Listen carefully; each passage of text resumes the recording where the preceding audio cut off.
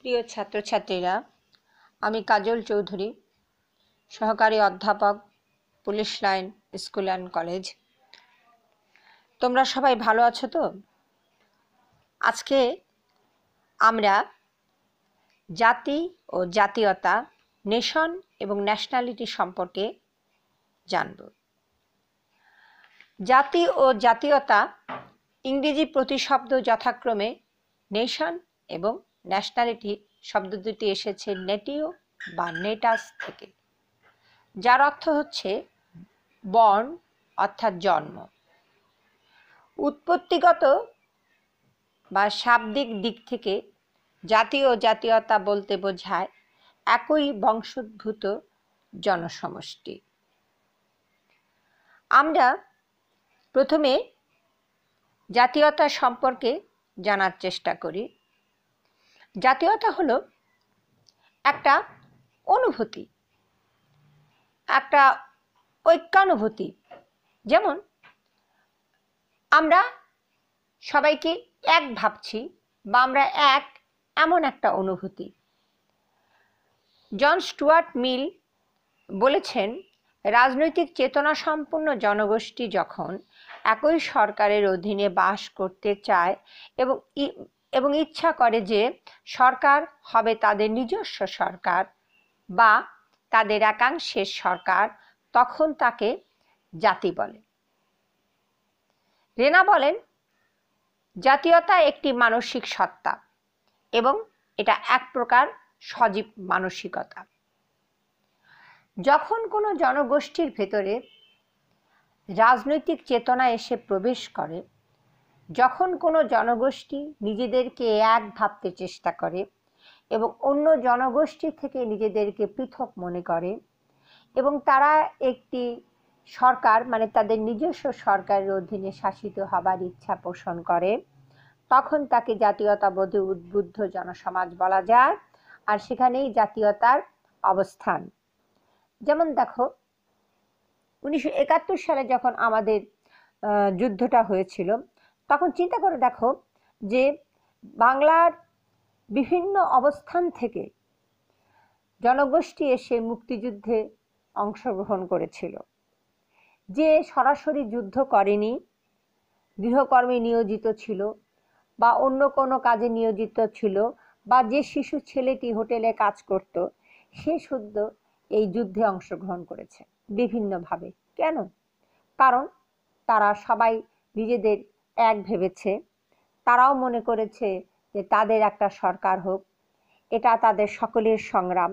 সুতরাং তারা যে যেভাবে পেরেছে সব দিক থেকে এখানে এসে অংশগ্রহণ করেছে। তার মানে হচ্ছে একটি জনগোষ্ঠীর মাঝে জাতীয় চেতনা, রাজনৈতিক চেতনা অনুপ্রবেশ করেছে। কখন কিভাবে এটা করেছে বা কখন হয়েছে এটা কিন্তু বলা যায় না।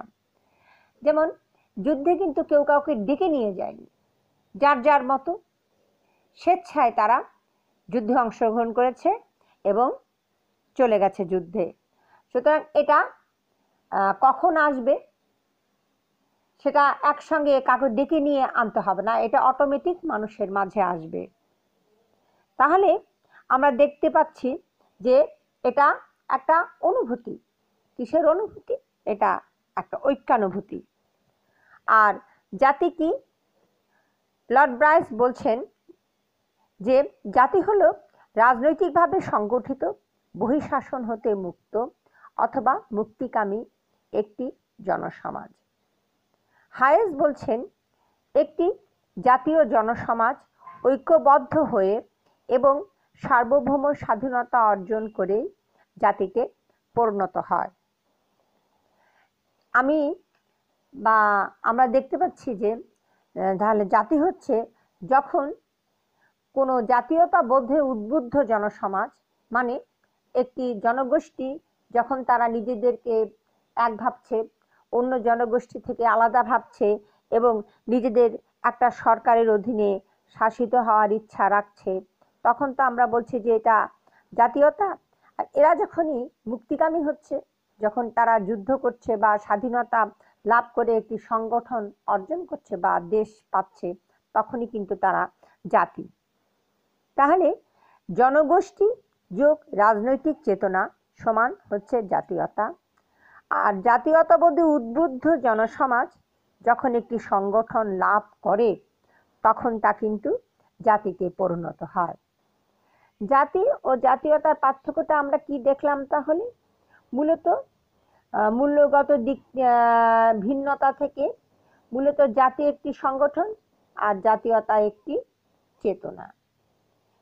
জাতীয়তা গঠনগত দিক থেকে জাতীয়তায় কোনো সংগঠন নাই, আবার জাতিতে সংগঠন আছে। জাতীয়তা এটা জাতির হচ্ছে প্রাথমিক পদক্ষেপ, আর জাতি হচ্ছে পূর্ণতা দিকে, মানে পূর্ণতা যেটাকে বলা যায়। সুতরাং জাতীয়তা থেকেই কিন্তু জাতিটা আসছে।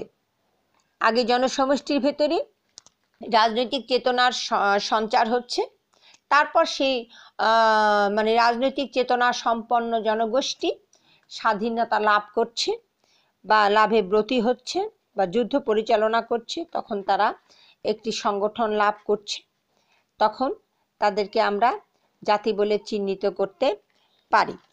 এখন জাতীয়তা কিভাবে গঠিত হয়, এই ঐক্যানুভূতিটা কিভাবে আসে, এটা আসলে একটা দেখার বিষয়। ভৌগোলিক ঐক্য, এগুলো হচ্ছে জাতীয়তার উপাদান। ভৌগোলিক ঐক্য কিন্তু জাতীয়তা গঠনে কার্যকর ভূমিকা পালন করে। যখন আমরা একটি নির্দিষ্ট ভৌগোলিক মানে একটা ভূখণ্ডে দীর্ঘদিন যাবৎ বসবাস করি, তখন আমাদের ভিতরে আচার আচরণ, তারপরে একটা বিভিন্ন ধরনের অনুভূতি সৃষ্টি হয়, সহমর্মিতা, ভালোবাসা, এই অনুভূতিগুলো তখন আমাদের এক ভাবতে শেখায়। যেমন আমরা এই যে আগে ছিলাম কি পূর্ব পাকিস্তান এবং পশ্চিম পাকিস্তান, আমরা এই অঞ্চলের সবাই কিন্তু কি আমরা নিজেদেরকে এক ভেবেছি, কারণ আমাদের চাওয়া পাওয়া সব কিছুই আমাদের এক, কিন্তু আমরা ওদের থেকে নিজেদেরকে কিন্তু আলাদা ভেবেছি। এভাবে কিন্তু আমাদের ভেতরে একটা ঐক্যানুভূতি চলে এসেছে, কারণ আমরা এই অঞ্চলে দীর্ঘদিন যাবৎ আমরা বসবাস করে আসছি। আমাদের কাছে তখন অন্য কোনো সম্পর্কের চেয়ে অঞ্চলগত সম্পর্কটাও একটা বিরাট ভূমিকা রেখেছে। আবার বংশগত দিক থেকেও জাতীয়তা আসতে পারে, যেমন একই বংশের লোক, তখন তাদের মাঝে ধরা হয় যে একই রক্ত প্রবাহিত হচ্ছে, তাই তাদের মাঝে ঐক্যানুভূতিটা থাকতে পারে। কিন্তু এই জিনিসটা বর্তমানে তেমন একটা গ্রহণযোগ্যতা রাখে না। অনেক রাষ্ট্রবিজ্ঞানী বলেছেন যে এটা তেমন একটা গুরুত্বপূর্ণ কোনো ভূমিকা নাই, কারণ অনেকখানে দেখা যায় যে একই বংশোদ্ভূত, তবুও তারা জাতির নয়। তারপরে ধর্মীয় ঐক্য, এটা কেমন? একই ধর্মের লোকজন একই ধর্মীয় অনুশাসনে শাসিত, সুতরাং ধরে নেওয়া হয় যে এদের আচার মানে নিয়ম নীতি বা নির্দেশ বা সবকিছুই একই হবে, সুতরাং এখান থেকেও জাতীয়তা সৃষ্টি হবে। কিন্তু আমরা দেখতে পাই যে 1947 সালে টু নেশন থিওরির ভিত্তিতে পাকিস্তান এবং ভারত বিভক্ত হয়েছিল। কিন্তু ধর্মীয় ঐক্যই যদি জাতি গঠনের একমাত্র বা গুরুত্বপূর্ণ উপাদান হতো, তাহলে আমাদেরকে হয়তো 71 সালে যুদ্ধের মাধ্যমে আর নতুন করে স্বাধীনতা অর্জন করতে হতো না, কারণ এখানে ধর্মীয় ঐক্যটা তেমন কোনো ভূমিকা রাখতে পারেনি। তারপর দেখো ভাষাগত ঐক্য কিন্তু জাতি গঠনে একটা গুরুত্বপূর্ণ ভূমিকা পালন করে। যেমন একই অঞ্চলে মনে করো আমরা একই ভাষায় কথা বলি, আমাদের মনের ভাব আমরা একই ভাষায় প্রকাশ করছি, এটা কিন্তু একটা বিরাট ব্যাপার, যেটা মন মানসিকতাকে বিরাটভাবে প্রভাবিত করে। আর তখন তারা কিন্তু নিজেদেরকে এক মনে করে। যেমন আমাদের 1952 সালের যে সময় আমাদের ভাষার উপরে আঘাত এসেছিল, পাকিস্তানি শাসক গোষ্ঠী যখন উর্দুকে রাষ্ট্রভাষা হিসাবে স্বীকৃতি দানের চেষ্টা করছিলেন, তখনই কিন্তু আমাদের ছাত্র সমাজ তারা কি করেছিল, তারা এর বিরোধিতা করেছিল। শুধু ছাত্র সমাজ কেন, ওই সময় থেকে কিন্তু আমাদের মাঝে একটা বিরাট আলোড়ন সৃষ্টি হয়, আমাদের রাজনীতি একটা ভিন্ন দিকে মোড় নেয়। তখনই অসাম্প্রদায়িক একটা রাজনীতির বাতাস আমাদের উপরে প্রভাবিত হয়। আমাদের ছাত্র সমাজ যে পদক্ষেপটা গ্রহণ করেছিল তা কিন্তু আমাদের ৭১ সালে স্বাধীনতা যুদ্ধের এটা একটা প্রাথমিক পদক্ষেপ। ওই ভাষা আন্দোলন কিন্তু আমাদের স্বাধীনতা যুদ্ধে অগ্রসর করে দিয়েছে। তারপর আমরা কি বলবো, রাজনৈতিক আশা আকাঙ্ক্ষা বা অর্থনৈতিক আশা আকাঙ্ক্ষা। একই ভূখণ্ডে যদি জনগোষ্ঠীর মাঝে দীর্ঘদিন যাবৎ চাওয়া পাওয়াগুলো অর্থনৈতিক রাজনৈতিক একই হয়, বঞ্চনাগুলো একই হয়, তারাও কিন্তু নিজেদেরকে এক ভাবে, তখন তাদের মাঝেও কিন্তু জাতীয়তাবোধ সৃষ্টি হয়।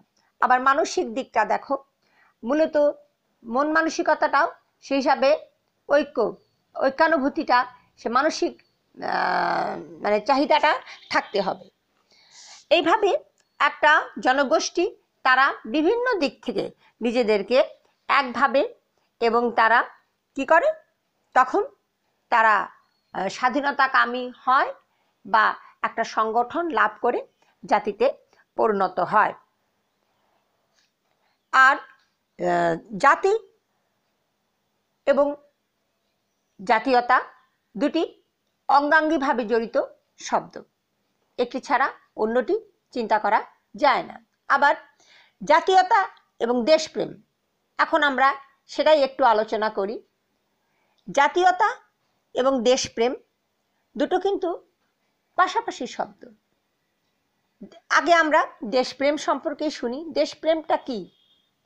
আসলে এটা একটা স্ট্রং ফিলিংস, একটা অনুভূতি।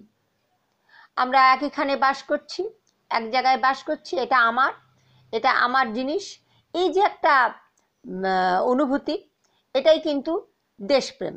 দেশপ্রেম কিন্তু জাতীয়তাকে জন্ম দেয়। কারণ আমি যখন মনে করছি এটা আমার, এটা আমি অনেক দিন এই ভূখণ্ডে বসবাস করছি, সুতরাং এই ভূখণ্ড আমার, বা আমরা এই ভাষায় কথা বলছি, এটাই আমাদের ভাষা, এগুলো কিন্তু ঐক্যানুভূতি নিয়ে আসে। এভাবেই কিন্তু জাতীয়তা আসে, দেশপ্রেম থেকে জাতীয়তা আসে।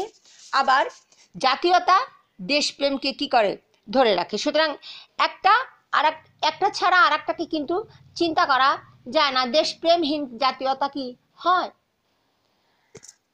এখন তাহলে আমরা দেখতে পাচ্ছি যে আমরা যে বাঙালি, আমরা যে বাংলাদেশ পেয়েছি, বাংলাদেশ স্বাধীনতার ক্ষেত্রে কোন কোন উপাদানগুলো আমাদের ক্ষেত্রে কাজ করেছে বলে মনে করি আমরা?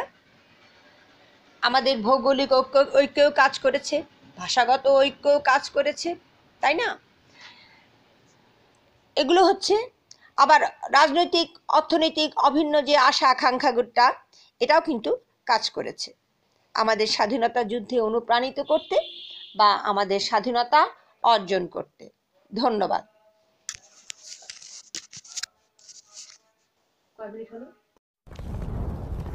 বাংলাদেশের মুক্তিযুদ্ধ 1971 সালে এক রক্তক্ষয়ী যুদ্ধের মধ্য দিয়ে বাংলাদেশের স্বাধীনতা লাভ করে। 9 মাসের মুক্তিযুদ্ধে বাংলাদেশের আপামর জনতা প্রাণের মায়া তুচ্ছ করে মরণপর লড়াইয়ে ঝাঁপিয়ে পড়েছিল দেশমাতৃকার স্বাধীনতার অর্জনের লক্ষ্যে।